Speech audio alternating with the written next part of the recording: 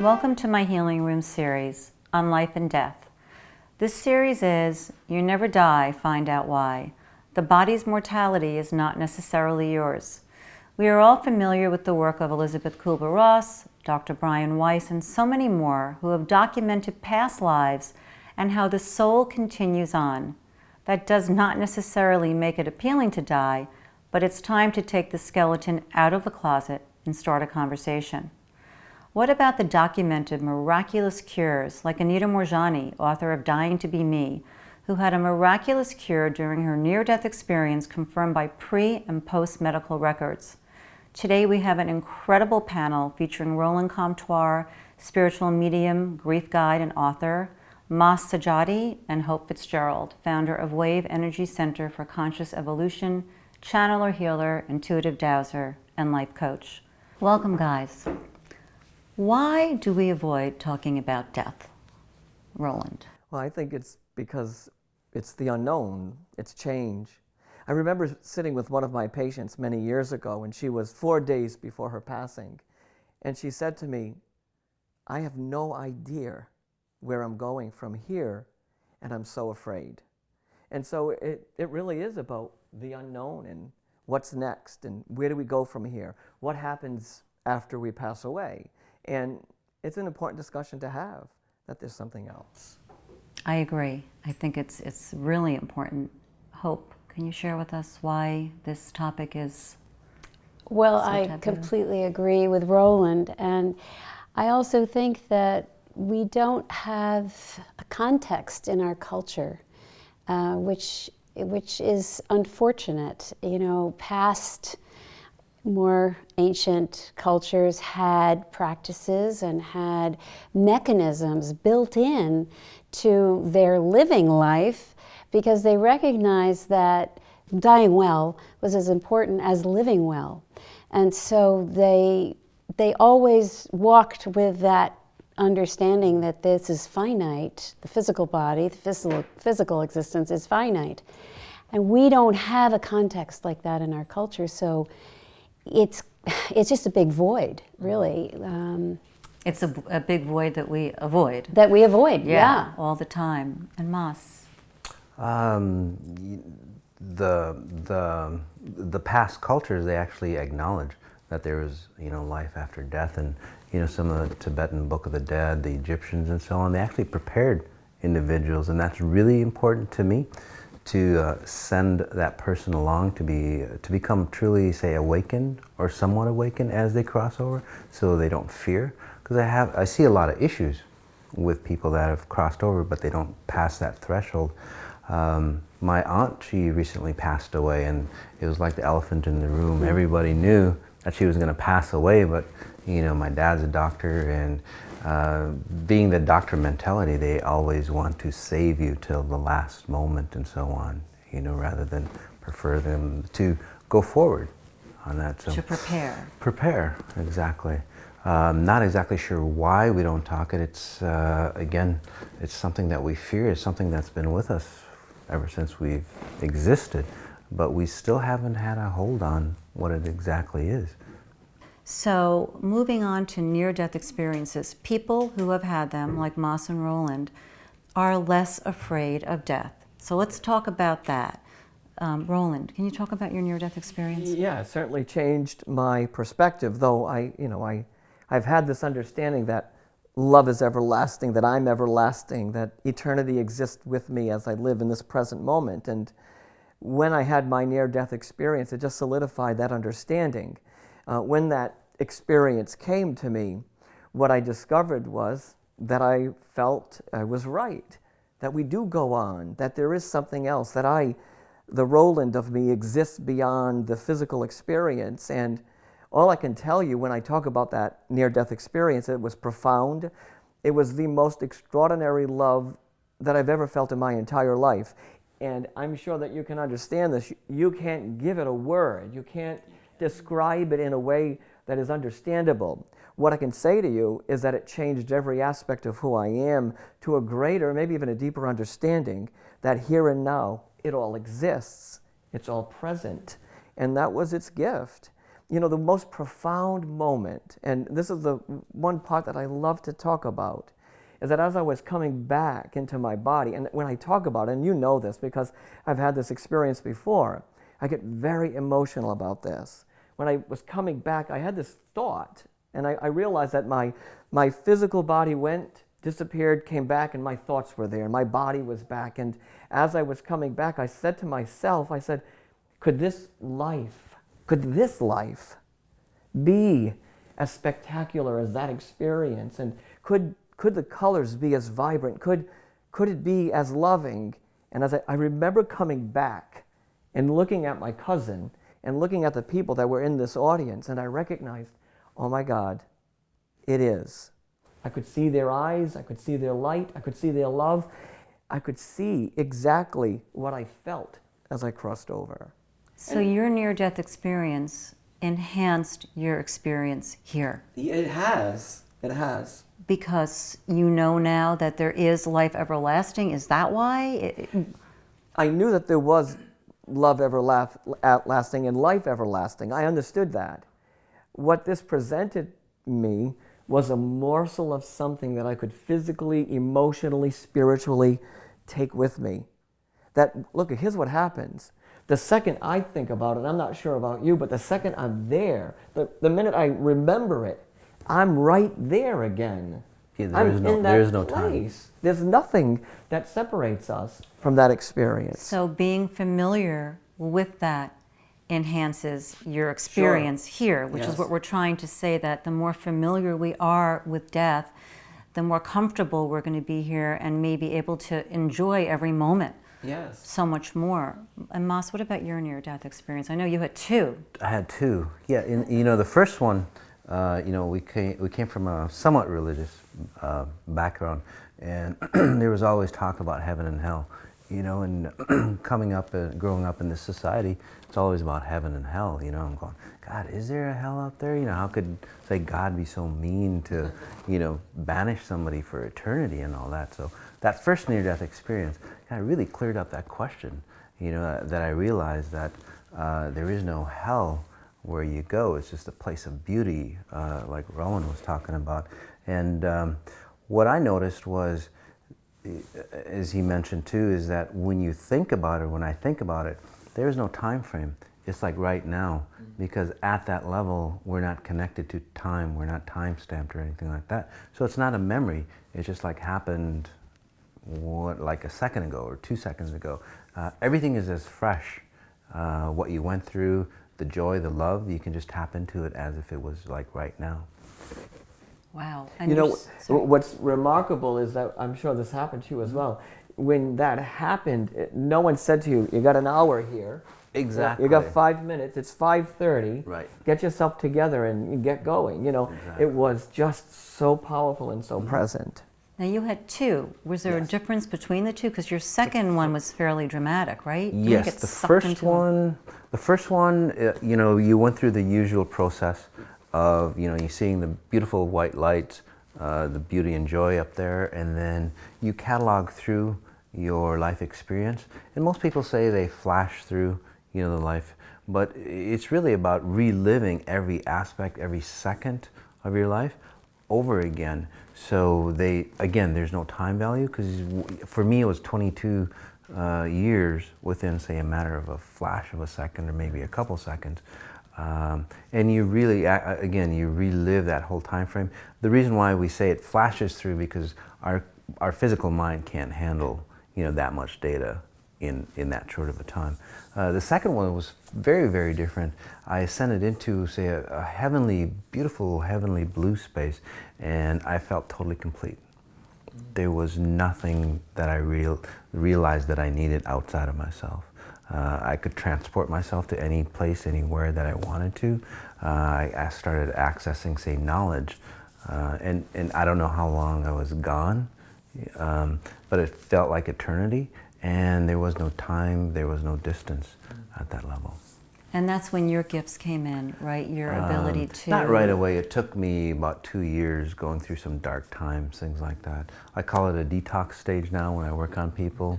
You kind of went through that detox after I I worked on you. did, but it's worth it. It's about that letting go. You know, that detox is really, and everybody went through that actually. I mean, Jesus, Buddha, you know, Muhammad, all those great individuals went through that. You know, it's really a sense of letting go of the humanness that we think we are, or the human entity that we are. So we start to live life here having a human experience. You know, most of us think that life is here, we're humans having a spiritual experience, and I think that's what we actually go after, right? But actually we're spirits having a human experience here. So how to get more embodied, the Yes. spirit in the body, and more in the moment with Yes. everything, and you Yes. talk about that too. Yes. And Hope, and you've had experiences, not a near-death experience, but very interesting experiences. Very interesting. The best word I can come up with is called a walkout, where, and this is an interesting economy that is available. Many people don't know about, but you know, these bodies are worth something. So when a soul has either is really wanting to leave but doesn't want to physically kill themselves, let's say. And that was not the case with me, or when a soul is pretty much done with the list, the laundry list that they came in with, they can opt to leave and exchange with a new soul, and that's called a walk-in. So usually what happens is the one who's walking out isn't really conscious that they're walking out. And it just sort of happens. They fall asleep, or they pass out, something happens, and the new one walks in. On a soul level, there is an agreement. So in my case, I was aware beforehand that this was going to be an opportunity for me, and I went through the process of detaching from everything, everybody, everything, in order to prepare myself for this. And so, you know, I had my experience, and I will leave it at that. But I will say that it wasn't my first rodeo, in a sense that I had already had multiple experiences of being out of my body and in the universe and in that suspended place of no time, no gravity, no anything, and purified love. So it is possible, if we train correctly, or if we allow ourselves to taste this state, and at least begin to have a sense of what that's like. In many cultures, they prepare for death. The Dalai Lama said when he was 57, well, it's time to start preparing. The Tibetan Book of the Dead, there's a whole process you go through. So I want to ask you, how do you feel we can prepare so we're more comfortable with this and we don't avoid it, and that runs into a whole other host of issues?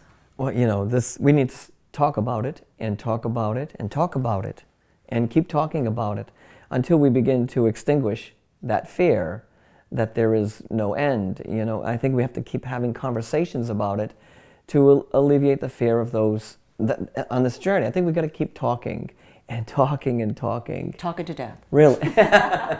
Just keep sharing the story, you know, telling the story and talking about what you need to do and how you need to do certain things, and live the best life you can live. Live your life. That's how you move to the next part of your destiny. But we got to talk about it. We have to have conversation with each other. Because now there are people that are having classes in how to be able to transition. In other words, how do we, as a soul in this body, gracefully and maybe not joyfully, but comfortably transition, which is going to make it easier for us and also for our loved ones, right? Yes. So what do you think about that? I totally agree, and talking about it does ease the tension. And what Roland does in terms of mediumship is also extremely comforting to people, because they cannot, their minds want to latch on to what's true, and when somebody like Roland starts to bring in information that only that soul, you know, and they go click, you know, they realize, oh my gosh, there really is something beyond. There really is a beyond, and it's very comforting. And to remember that and write it in the book of truth for a person, instead of just kind of tossing it off, it was just my imagination, or did that really happen, or whatever. So I think exploring the books that have been written by people who have had crossover experiences, and then finding a guide. I mean, I think learning, like the Dalai Lama said, there are ways to practice leaving our bodies and exploring what that's like out there. And more people, I think, are going to be providing these classes, and I encourage people to do that. You know, can I share something here? I met a woman recently at an event, and her husband had passed in very tragic circumstances. And it was a few years now, and he went out to work, came home, somehow got lost, walked out of his car, fell into a stream and passed away. And he wasn't found a week later. But she was at my event, and I walked up to her, and we started having this conversation in a room with many people about how she made a decision to only stay in a space where he had died. That she forgot about how he lived. She forgot about what their life was like. She forgot about who they were to each other and the amazing experiences that they had with each other. And I said, I had this feeling that I had to say to her, but he wants you now not to be in a place of suffering over his passing, but to remember who you were with each other. And she started to cry. She started to let go of some fear that she had about her own mortality. Right. She started to think, and she said this out loud in a room with people. She said, well, okay, you're telling me that I don't have to be afraid, that it's okay to remember him in a beautiful, loving way, that I can take the next step and I can live my life. And I said, yes, that's what he is telling you, to remember the experiences of your life that made your life complete, that made your physical experience whole. I don't know why you made me think of that lady. Well, it seems to be healing because I sit here time and time again when Roland comes and the loved ones come in, it's information only they could know. And the same people come back. It's almost like they need to keep hearing it because you get it and you believe it, but then we kind of go on with our life and we forget about it. But it definitely, I mean, a light bulb goes off and they know that the soul is there. I mean, that's it. Yes. We don't die. And as Hope says, it somehow encourages that person to maybe change their faith a little bit, change their belief a little bit, and come to some understanding that the soul, that we live on, that the soul lives on. And that doesn't mean like when you know the soul lives on, your mother passed and you grieved and you missed her because we are in 3D and it's kind of nice to be able to touch that person and we are human. And so that's something that also has to be respected. Mas, how can we prepare, do you feel, for this inevitable experience? There's a couple facets there.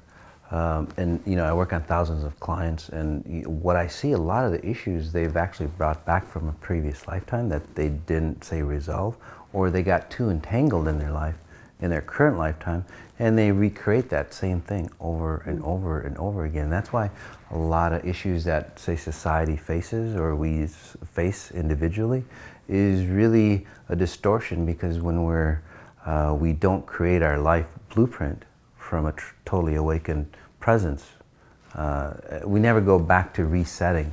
We always get, say, more and more distorted the more lifetimes we've had. So in religion, if you read it really well, and again, I'm not any specific religion, there's a lot of good content in religion, but somehow it's gotten distorted. What happens is that, there's a line, paraphrasing it, that if you, say, submit your will even at that instant of death, that everything shall be forgiven, right? What that really means is, like, if you submit your will and become totally awakened, then anything that's been created because of what your experiences are, you can actually become so enlightened that you can create from, your true self again. And that's really the key, and that's why we need to be awakened before we die. Otherwise, we create the same stuff The same, so you kind of, what I've heard and what they talk about is your belief systems, your consciousness, you take with you. Right, if you're not totally awakened, you take with you. And I see it over and over again. People who are scared, again, in some religions, they're born in sin, they live in sin, and then they die in sin. And these people are afraid to move on because they're not good enough to meet, say, their maker. Right? So they don't go, again, past into that, say, heavenly space, if you want to call it. They just hang out in that purgatory area, or they hang out into the person that loved them the most. And then that person that's living has the same issues, or they start to get the same issues. So what can we do to stop that pattern? No, I mean, like, seriously, like, before I met you, and you actually worked with me and my daughter, there was some entanglement. Yes. Okay, but I didn't know that. I met Sajady. What do people do? Either you're only one person, and I know you have a lot of workshops and offerings, which is great, but how do we even know? I think it's really the time, and maybe that's why I'm here, Roland's here, Hope's here. It's really about the time as more and more people get awakened. I help awaken people. I mean, we help awaken people, and they help awaken other people. And that's the best way. You know, what we're doing here today is really fantastic as well. But you know, there's also an inward awakening that people are going through. So even if you didn't meet anybody like us, again, those frequencies of awakening are coming in that a lot of people are picking up. That inward awakening is probably the most profound experience that will move you forward somehow, you know, coming into that inner aspect of that truth. So what are the ways? So can we just keep talking about them? The ways are what? Look, from we need to talk about it. We've already established that. Maybe finding someone who can assist you to some understanding. Maybe someone to help you expand your consciousness and awareness of, you know, of this conversation that we're having. There are many things that can happen on a day-to-day basis that can expand who you are, that can raise your awareness or understanding that love is everlasting, and reading books and meeting people like us. But you know, you said something incredibly profound, and that is that the minute they come to see you, they take that energy and they go out in the world. That energy now becomes this amazing, vibrant something, this beautiful crystal of light, and then somehow it touches and connects to the next person, and then that energy does something, you know, and it keeps expanding and opening each of us in some way. You know, so there is a whole list of things to do, but the truth is, I think we got to go back to the very beginning, and we got to start the conversation all over again and work together in making it happen. I agree with you, and I think that one of the things to understand is that just as each person has their own unique path and role in life, they have their own unique death experience. So, you know, you both had near-death experiences, and they were not the same. They weren't even, the two of them weren't the same for you. So it's important to understand this, that there is no prescribed way, but we can do something with our intention about it, and with our connection to where we want to go. So, you know, I read some books a couple of years ago by a man named Danny Brinkley. And he was hit by lightning 3 times. Wow. And he died and wrote a book after each lightning strike. My gosh. So the first 2 books were kind of similar to one another in that, you know, he had the light, he went through the tunnel, the whole thing. The third book, and this is the one that really piqued my interest, the third book, he went to purgatory, he went to limbo. He found himself in what he calls a blue-gray world. And it was filled with souls who had not gotten the trajectory all the way through. And they were lost, they were confused, they didn't feel adequate. Well, let's talk about this, because that could be a little scary to some people. So, well, I'll just finish this piece to say that Danian's sort of plea at the end of the book was, learn how to die well. Yes. Yes. And he started something called the Twilight Brigade, which is a hospice care, and they're all over the place now. Conscious birthing dying, to death. and I mean, he put his energy where his experience was, where it led him. You know, something interesting happened during my near-death experience is that I saw people sitting. They weren't moving, they weren't ascending, or they weren't stretching, or they weren't expanding. I just saw them sitting there. And I came to understand that they were in some space where they had to go back and, as you said, relive or recount certain experiences in their lives. So to answer one of the questions, to answer the question is, how do we have a good death, or how do we get peaceful about that? I mean, this may sound simple, and it may sound to some ridiculous, but the fact is we have to love. We have to love. We have to understand love as deeply and profoundly as it is meant to be. We have to have an understanding of what love is. And we have to experience that love in all aspects of our lives. Every second. I mean, as much as possible. We have to. Because one of the things I discovered is that when you're in that space, what that person was doing was they were rethinking, recounting, re-experiencing the parts of their lives that were not loved. A woman came up to me recently and she said, how am I going to have a good death? I said, you've got to live the best life you can live right now, loving, peaceful, conscious, ready, aware, alive, brilliant, beautiful, vibrant. And something happened for her, right? Whatever word clicked, it clicked and it made sense for her. But we got to do something. And also, I think that when you get too busy, because Mas, you talk about this a lot, that it's being very present all the time, I think can help you to be more present to loving. Can't love when you're running around like crazy and dragging your body along. And no matter what situation you find yourself in, no matter how bad it is, if you're present, you actually enjoy that situation. Yes. Because you're seeing it from a spirit's perspective. The sad thing about today's society is we want to extend the physical life here as long as we can. So we put them on hospice care, or we put them on some medicines that distort, and they're not there. So they're already dead. Their spirit's like disconnecting. I see that in people. Their spirits are disconnecting, and they take fragments of that last time frame that they were like connected, and then they take it on to their next lifetime, and then we recreate from that distortion. So how do we help people who are in pain die consciously? Then what would you say?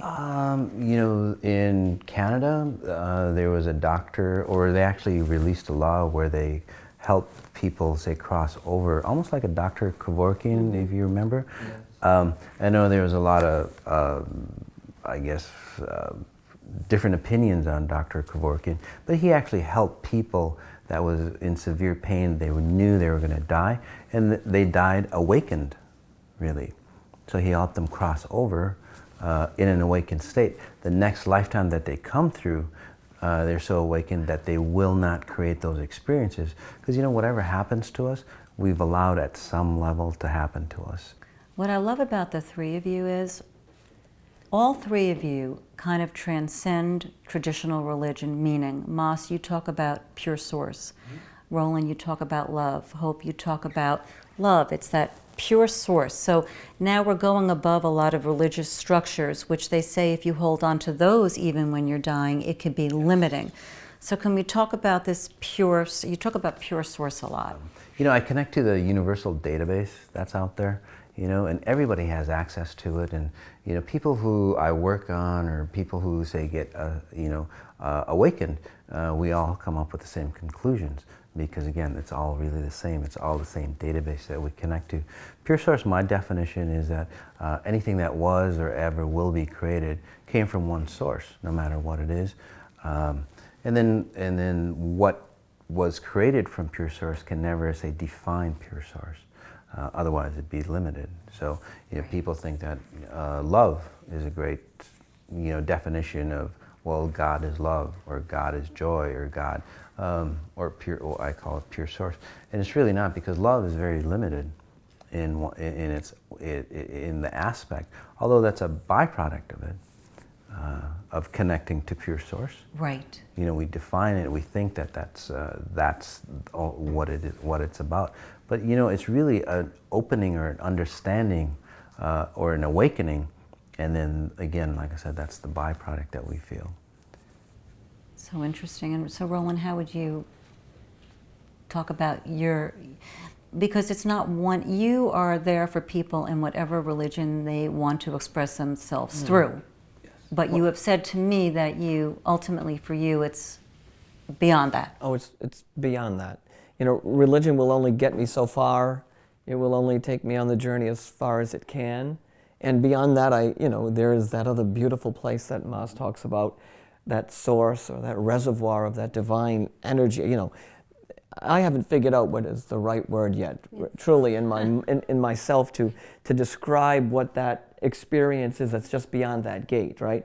But I know that it exists, and because I know that, I carry that knowledge within me, and hopefully that when I stretch and touch your hand, a part of that energy goes to you, and a part of that experience goes to you.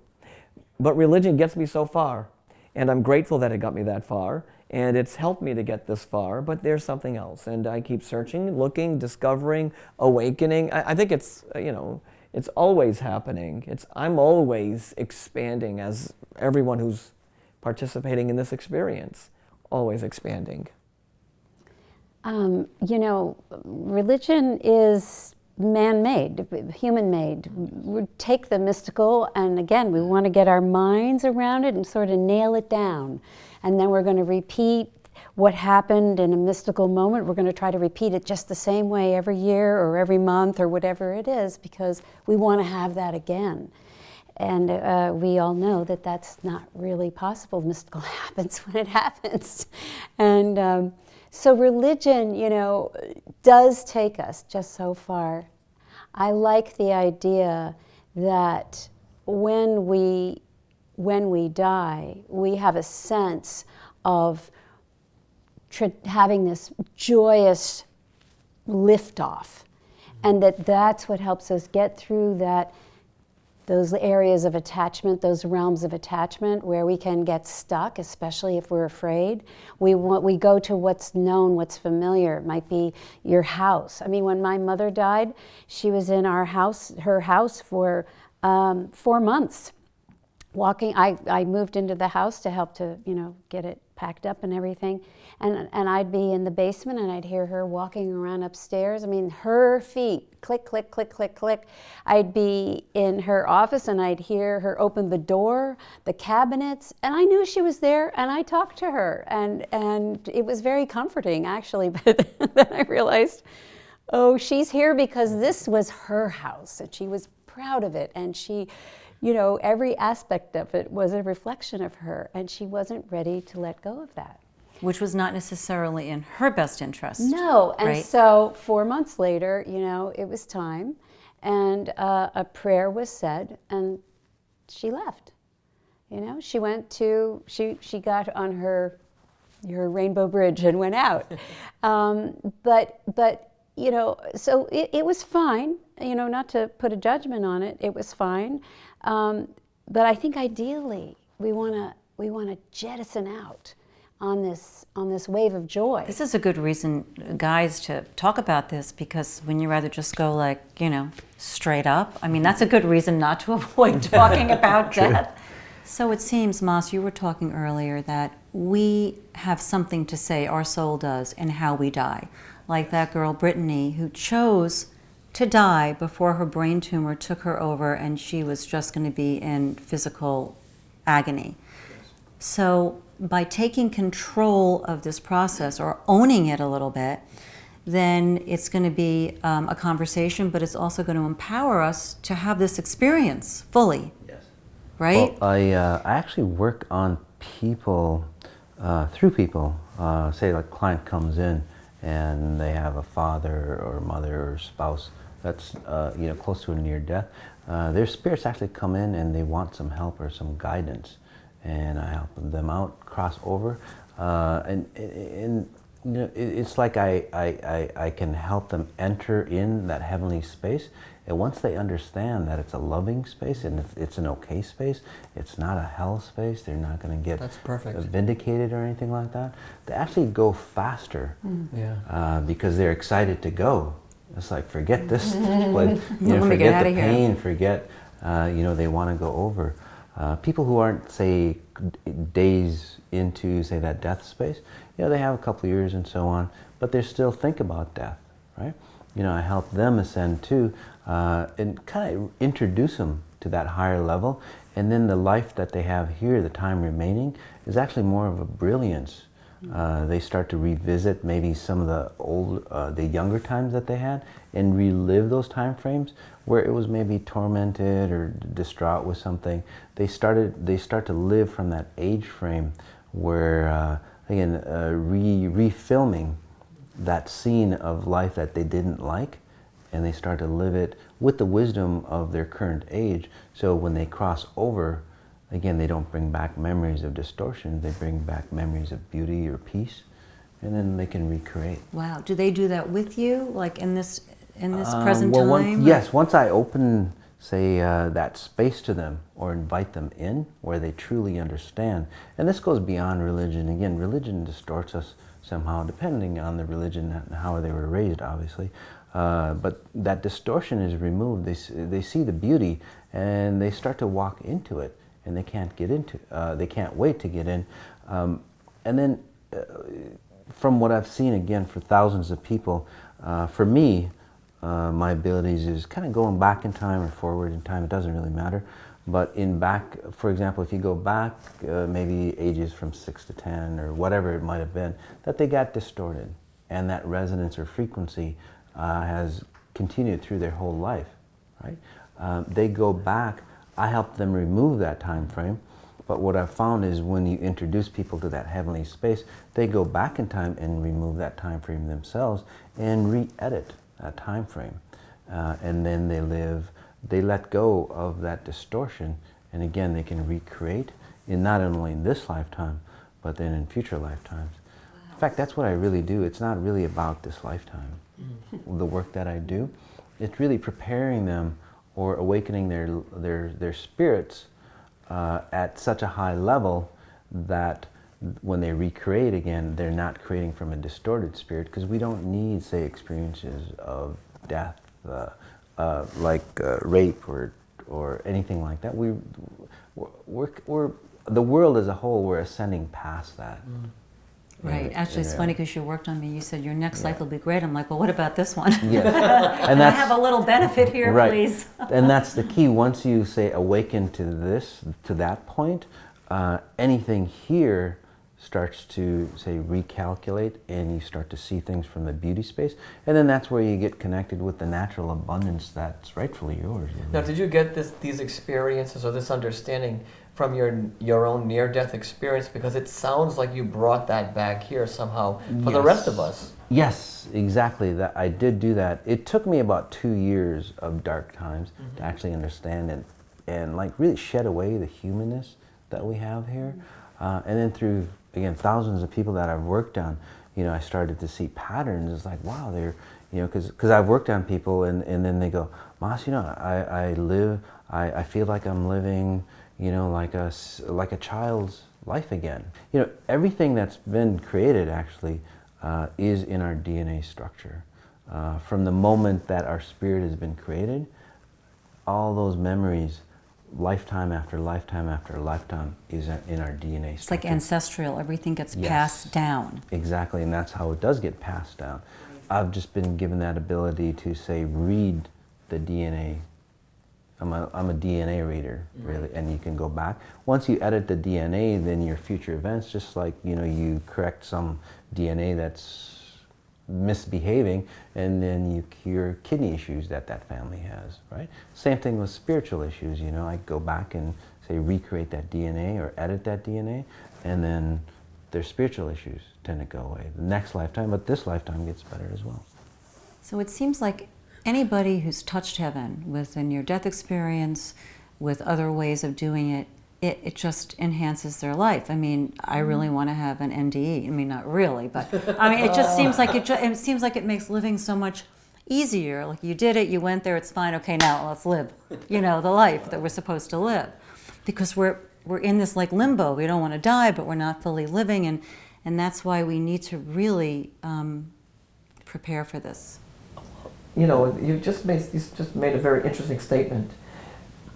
How do you achieve this here and now in your life without having to have a near-death experience? Right. The real question is, how do you achieve that? How do the people watching this achieve that, right? How do we continue to achieve that in our everyday lives? So the question is, how do you achieve that? Yes. How do you get there? For me, it's by exploring. That's why you're all here. When I had that surgery last year and I was alone in the operating room and nobody was there for some reason, they gave me the wrong drug, I felt like I was going to die, and it opened up Pandora's box. Right. I did die? Yeah, not a complete near death. I call it a near death experience. Oh, so I had a little near death? Yeah. Woo-hoo! Because seeing that, well, can I explain something for that? There's over 800 near-death experiences a day documented. A lot of them don't come out, say, like we did, really. A lot of times when you have that near-death experience and you're not prepared for it, that brightness that's there, the joy and beauty, it's so beautiful up there. You come here and then you start to see the difference. It's like, wow, and you don't want to be here. That's why a lot of times children have suicidal tendencies when they've had a near-death experience, because they don't want to live here anymore. They don't want to feel the density that's here. So you just don't want to have a near-death experience just to have one. Right. You want to be, Just kidding, guys. Yeah. You want to be awakened. Yes. Okay. It's like and an then awakening. have that near-death experience. I'll ask people, are you afraid to die? And they'll be like, no, I'm totally fine. I'm like, really? Like I don't think they really think about it. And the funny thing is, I think people think it's going to happen to other people and not them. Yeah. Right? And I think, your story about being in the hospital and having an experience, you felt you were dying, and it took you to the brink of something. And this is super important because, we move from believing to knowing through experience. We can read everything in books and they're just ideas until we allow ourselves, and now in your case, it wasn't premeditated, you just had that experience. But we can put ourselves into a situation where we allow ourselves to go to the brink in our imaginations. Right. And that's why some people don't want to do that all by themselves, but they might do it with a guide. They might do it with a teacher of some sort, and be prompted and carefully held through this exploration into the void. Right. And come back with a felt sense, oh, okay, I am not just my body. I mean, that's the beginning. And once that starts, then when they read, that gets put into that data bank, if you will, of understanding about this incredibly potent and beautiful transition. And if we take, I think it's our responsibility to do this. I think we owe it to not only to ourselves and to our soul's development, but to those around us. If I can tell you, I've had so many of these experiences helping loved ones cross over. The ones who were able to talk about it beforehand. Yes. The process was funny. I mean, I know that sounds weird, but we could laugh. We could actually run the full gamut of the emotional scale. And I remember, this may sound strange to some people, but in my mother's her second to last day in the hospital, and she had a fabulous sense of humor, and often humor gets really exposed as they get closer, the onion peels, and they're very funny people. And she had a joke file, and I brought it in, and we told jokes, and she was laughing. I've seen that too. And it was just beautiful. I mean, there isn't just one way to do this, being quiet and tight and sad and all of that. If we breathe into the experience, and if the person who is passing allows us to talk about their death, then it has a much better chance of having high resonance and a beautiful feeling for everybody. Absolutely. I actually had a very funny friend of mine, she did like a Jewish shtick all the time, and it was the day before she died, and her son leaned over, swear to God, he said, "Mom, are you comfortable?" She opened her eyes and she said, "I make a living." I was like in shock. I was in complete shock, but her slate just came out. So we're having this conversation, and I want to know, how, Roland, have you prepared for your inevitable death? Well, you know, when I walked on the first day of nursing school, my nursing instructor said, "Guess what? You're dying." And she said, "Every cell in your body is dying. Try not to worry about it. You're going to be fine." You know, and here we are, this many years later, still talking about it. For me, it's an evolution. It's a preparation every single day by honoring the connections in the spirit and coming into the awakenings, as Ma says, every day. You know, just because maybe we're where we are in our journeys, that we don't have the opportunity to awaken even further. Well, we do. We grow, we expand, we become just the light that we are meant to be. But not only do I do that for myself, I do it with my 23-year-old daughter.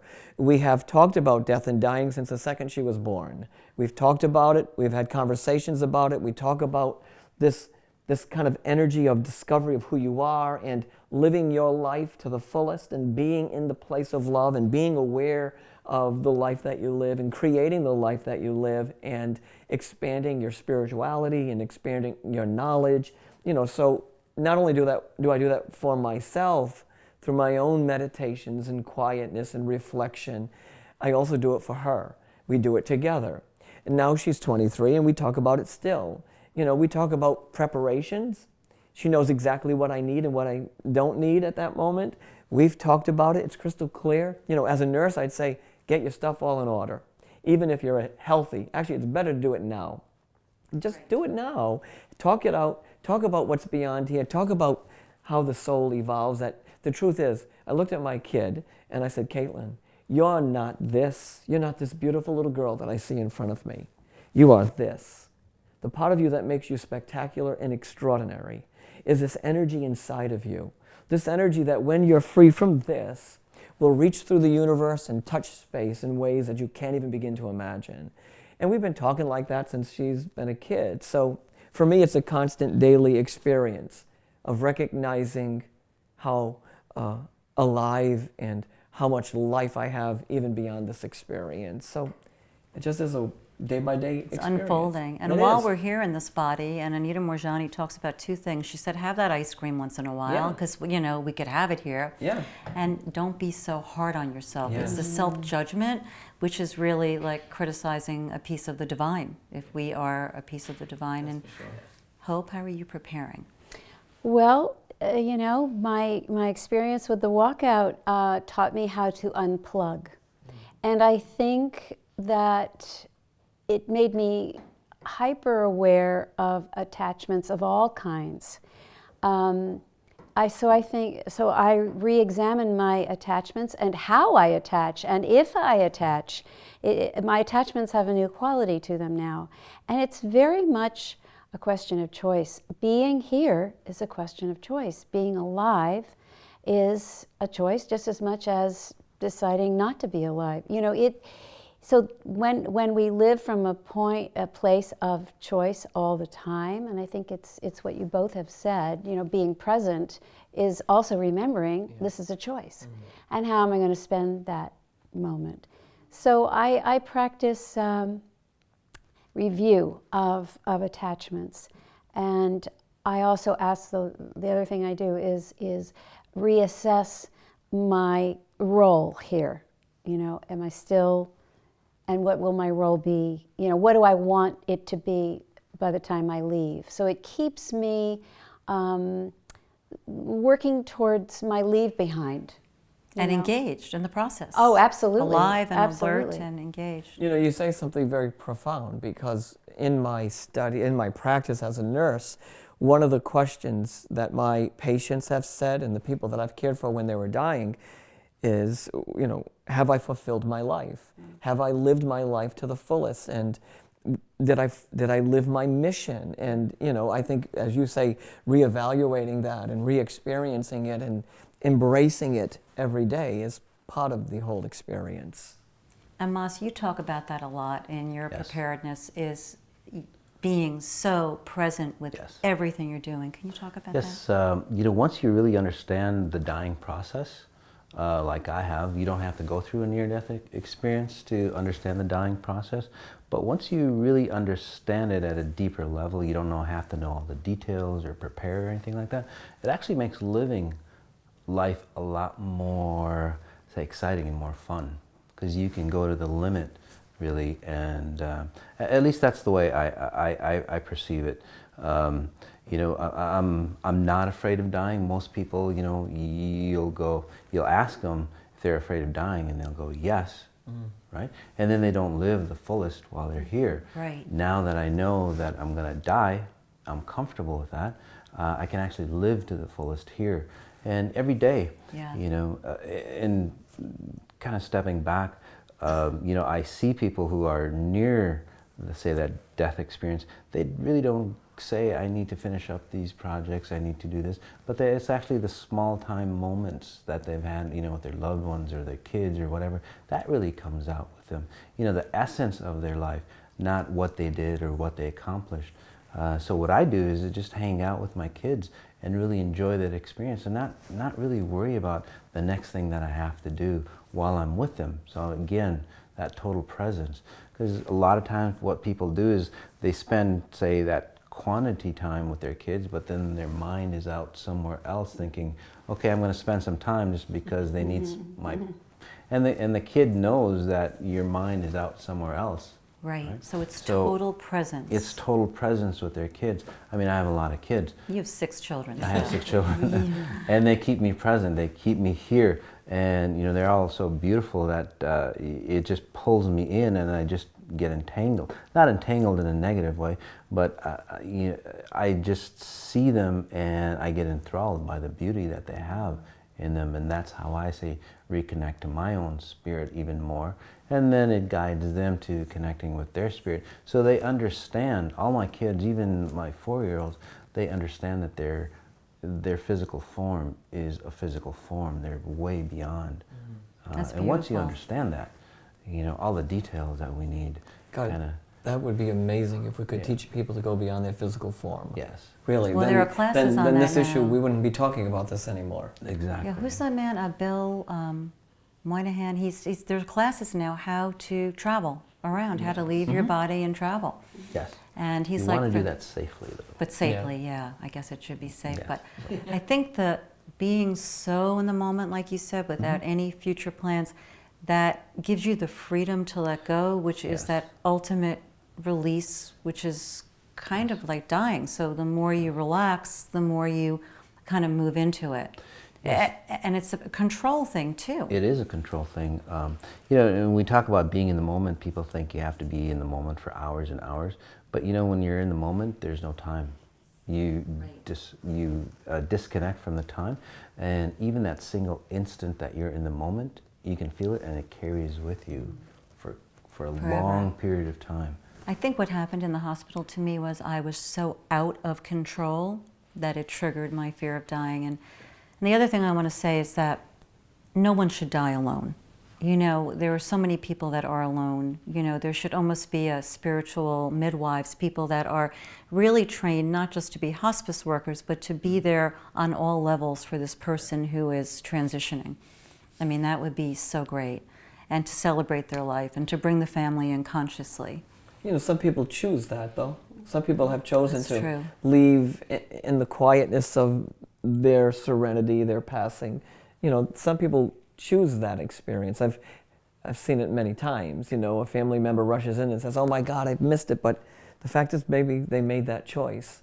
Right, Maybe it was at best the for moment them. of death. Yeah. But we should stand by each other's side during that experience or process. But maybe that last second was a choice that they made because it was best for what their soul needed, or best for what they needed somehow. So I want to ask each one of you what your final parting words are to people about this experience that we have labeled death. Well, This magic trick. Okay, so death doesn't exist.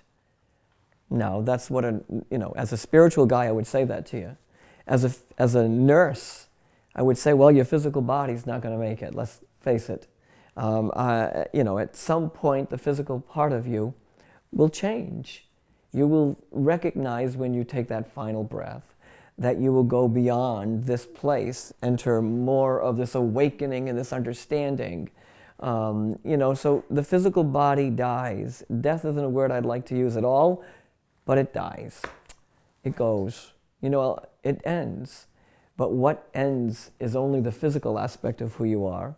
What exists beyond here is the part that makes you extraordinary, that makes you brilliant, that makes you exceptional. And that's this something in here. That's the part I want you to connect to remember and to experience. I agree, and I think that if we understand that death is birth into something else, and that it is really in our highest good and our best interest to get comfortable with it and to unravel the fear. The grip of fear inhibits us, and so as Roland said, talk about it. Find somebody, if not in your family, find somebody else to talk about it with, and educate yourself, and then try a few practices on, and you'll feel a lot better, and so will everybody in your life. Another thing that I would suggest is that if you're really afraid, volunteer as a hospice helper, because when you get to participate in a person's transition, it is as beautiful as a birth. It is an honor to participate, and there is a presence in the room, for sure. And so I just think that's a good way to sort of take the edge off. It's all how we look at it. And again, our culture is so obsessed with youth, and that if you're sick, people get freaked out, and if you're dying, it's like you're almost shunned. And then that makes it, on top of everything else, shameful and uncomfortable, when really it should be embraced and maybe even celebrated. Yes. And Mas, what would you like to say about your experience with? There's some cultures that actually celebrate the death of somebody. So they have a big celebration. It's like they graduated. And for me, I've had individuals die, and yes, it is a sorrow experience, but when my aunt died, I got stuck listening to this song by Ivy, The Edge of the Ocean, and I was wondering, because I didn't know she had crossed over, I listened to that song over and over again for about 2 hours, and it was the coolest song. And it says, you go to the edge of the ocean, you shed your skin, and then you start a whole new life again. It's really, the words are so beautiful. It's so beautiful. And then the next day, I heard that my aunt had passed away. So I'm going, oh, okay, so now I know why I was listening to that song over and over. Wow. Because, you always worry. I mean, even me, it's like, are they going to be okay? What happens out there?